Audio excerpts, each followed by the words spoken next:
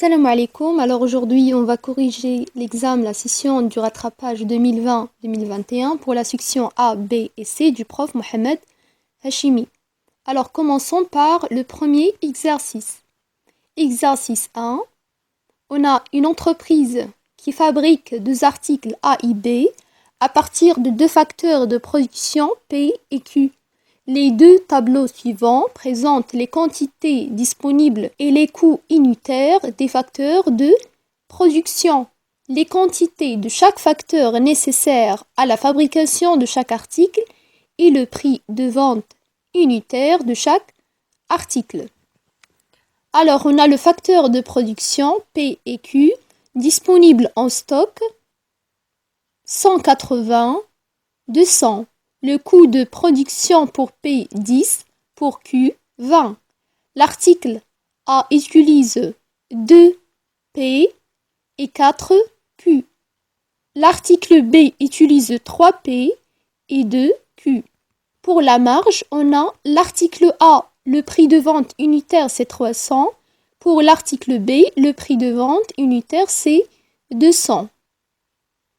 Ensuite, il vous dit que la direction de l'entreprise sait qu'elle ne peut vendre plus de 50 unités de B d'une part et qu'elle doit fabriquer au moins 30 articles A ou bien B d'autre part, en raison d'engagement auprès de ses clients.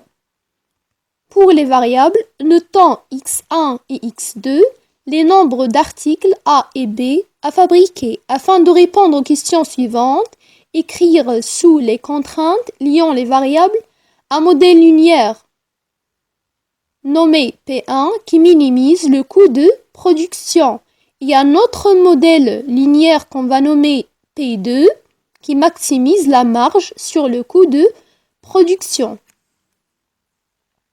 Et on a des questions liées à cet exercice. On a la question 1. Il vous demande de déterminer la fonction objectif la plus appropriée pour le programme P1. De même, il vous demande de déterminer quelle est la fonction objectif pour le programme P2. Ensuite, déterminer les contraintes. Les contraintes de même pour l'écoulement des produits A et B.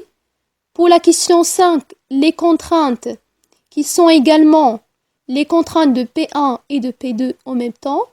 La question 6, il vous demande de déterminer la région réalisable, les sommets de la région réalisable. L'exercice 7, quel est le sommet optimal du programme P1? La question 8, la valeur optimale du programme linéaire P1. Et enfin, la question 9, quel est le sommet optimal pour le programme linéaire P2?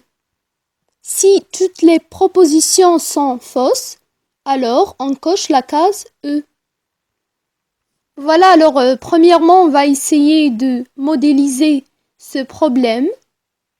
Ensuite, on va essayer de répondre, de trouver la région réalisable en utilisant la méthode graphique. On va trouver aussi le sommet optimal, la valeur optimale, ainsi de suite. Alors, commençons par... Voilà. On pose x1 le nombre d'articles de type A à fabriquer. Comme donné dans l'exercice, il vous dit que on pose x1, x2, en notant x1, x2, les nombres d'articles A et B à fabriquer. Alors x1, c'est le nombre d'articles A à fabriquer et x2 est le nombre d'articles de type B à fabriquer. Alors on a deux produits ou bien deux articles A et B. Pour x1, ça représente le nombre d'articles A, x2 le nombre d'articles B. On sait qu'on fabrique B en utilisant deux facteurs de production. De même pour B, deux facteurs de production P et Q. Pour le nombre de P, pour former A, c'est 2, d'après le tableau. Le nombre de P pour B, c'est 3, d'après le tableau de même. Pour le nombre de Q, on a 4 pour A, 2 pour Q. D'après le tableau, 4 pour A, 2 pour B. Maintenant, on a la disponibilité en stock pour le P, c'est 180. Donc, on doit faire attention, le nombre de P ne doit pas dépasser 180. on écrit inférieur ou égal à 180. Pour la disponibilité en stock de Q, c'est 200. Alors on écrit le nombre de Q ne doit pas dépasser 200, inférieur ou égal à 200. Maintenant, pour le prix unitaire, on a 300 pour A et 200 pour B. Et on sait qu'on ne peut vendre plus de 50 unités de B, d'après cette phrase. C'est que, en raison d'engagement auprès de ses clients, la direction de l'entreprise sait qu'il ne peut vendre plus de 50 unités de B, d'une part. D'une autre part, il doit fabriquer au moins 30 articles A ou B. Voilà, il doit fabriquer au moins 30 articles A ou B. Pour le coût de production, on a 10 pour P et 20 pour Q. Alors on écrit P égale à 10 et Q égale à 20. Alors, pour la première phrase, on a le nombre de P inférieur ou égal à 180. Ça veut dire que 2x1 plus 3x2 doit être inférieur ou égal à 180. Donc on écrit 2x1 plus 3x2 inférieur ou égal à 180. Ensuite, on a le nombre de Q inférieur ou égal à 200. Alors on écrit 4x1 plus 2x2 inférieur ou égal à 200. Pour fabriquer au moins 30 articles A ou B, on a la fonction logique O, c'est plus. Et le nombre d'articles, c'est x1 plus x2. Alors on écrit x1 plus x2 doit être, c'est quoi au moins? Ça veut dire supérieur ou égal à 30. Et on écrit x1 plus x2 supérieur ou égal à 30. Enfin, on ne peut pas vendre plus de 50 unités de B. Ça veut dire que le nombre de B doit être inférieur ou égal à 50. On écrit x2 inférieur ou égal à 50. Voilà. Voilà, maintenant on a les contraintes. 2x1 plus 3x2 inférieur ou égal à 180, 4x1 plus 2x2 inférieur ou égal à 200, x2 inférieur ou égal à 50, x1 plus x2 supérieur ou égal à 30. Maintenant, ce qui reste, c'est de déterminer la fonction objectif, notre fonction économique, et la condition de la non-négativité. On sait déjà que x1 doit être positif et x2 supérieur ou égal à 0, de même. Alors, est-ce qu'on a un problème de maximisation ou bien un problème de minimisation?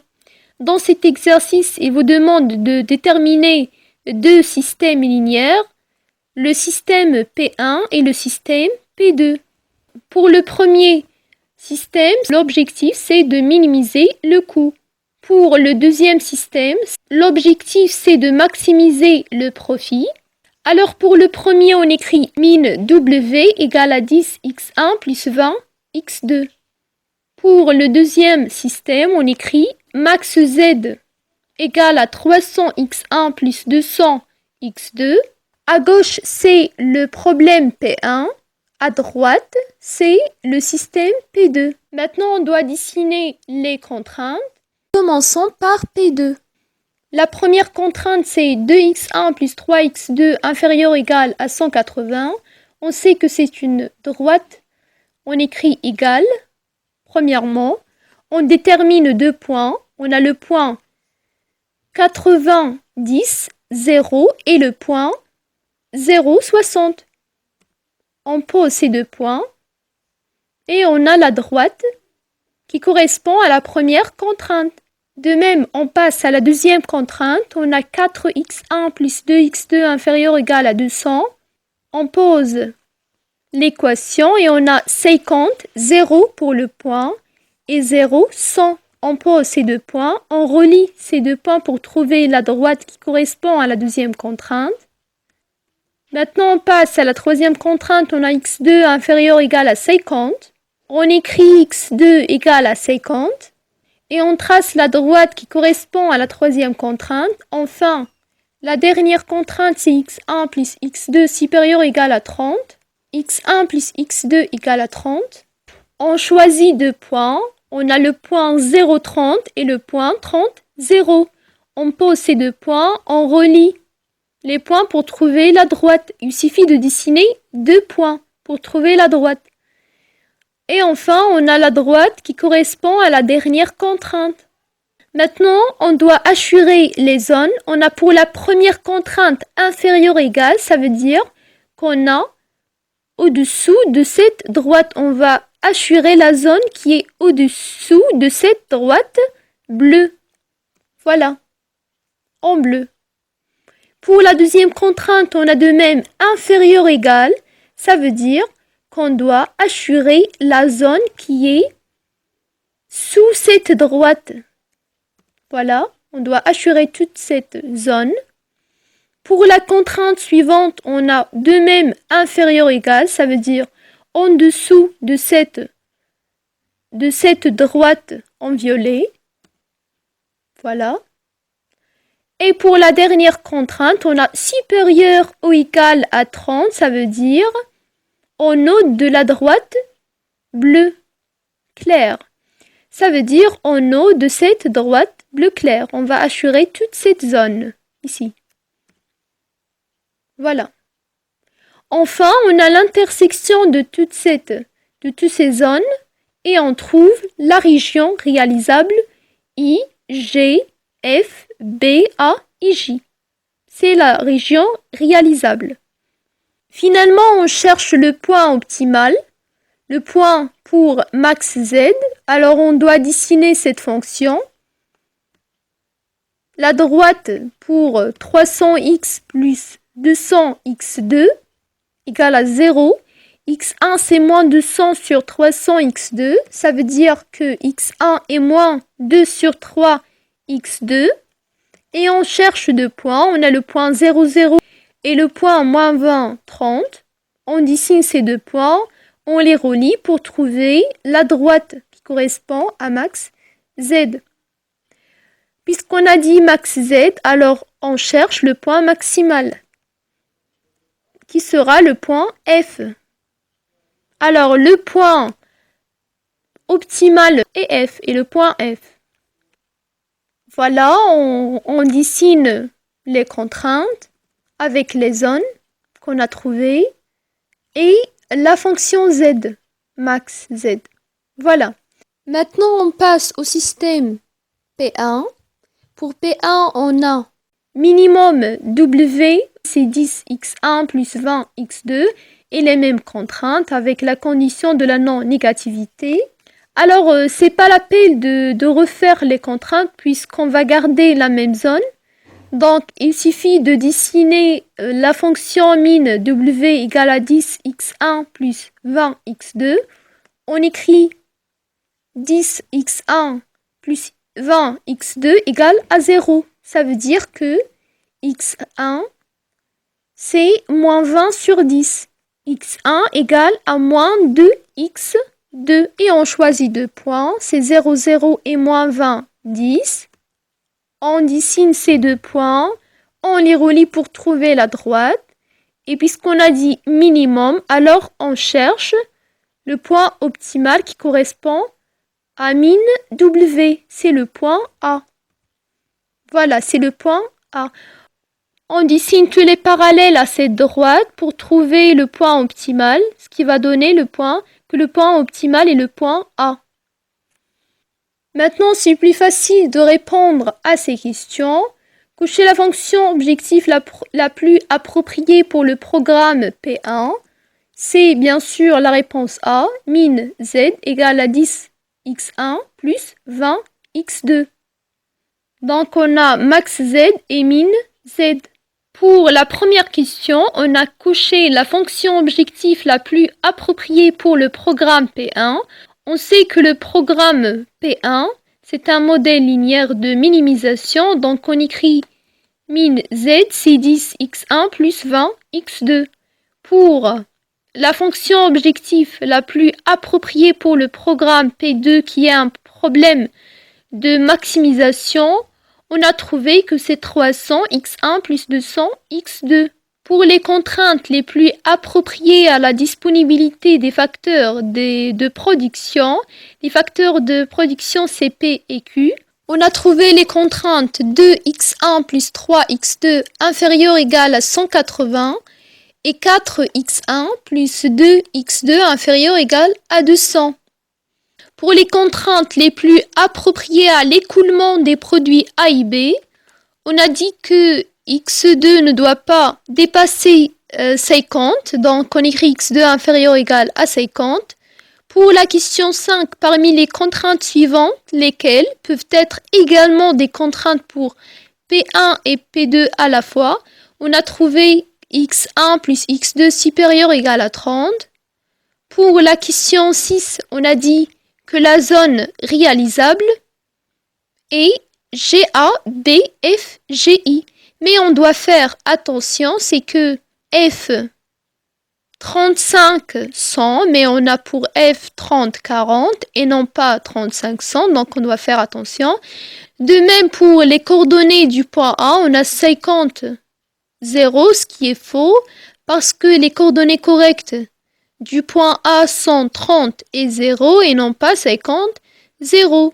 C'est vrai qu'on a la zone réalisable, c'est J, A, B, F, G, I, mais on doit faire attention aux coordonnées. On n'a pas 50 0, on a 30 0 et on n'a pas 35 100, mais plutôt 30 40. Donc la réponse, c'est la réponse E. Pour le sommet optimal pour le programme P1, c'est 30 0. C'est le point A. Et pour la valeur optimale du programme linéaire P1, c'est la réponse E. Parce que si on remplace 30 et 0, on ne va pas trouver aucune de ces valeurs. Ensuite, le sommet optimal pour le programme linéaire P2, on a trouvé le point F 30 40. On doit faire attention aux coordonnées. Donc, le point F, c'est 30 40. Enfin, on a trouvé toutes les réponses. Correction de l'exercice 1, question 1, A, question 2, A, question 3, c'est D, question 4, B, question 5, D, la question 6, E, la question 7, B, la question 8, E et enfin la question 9, D.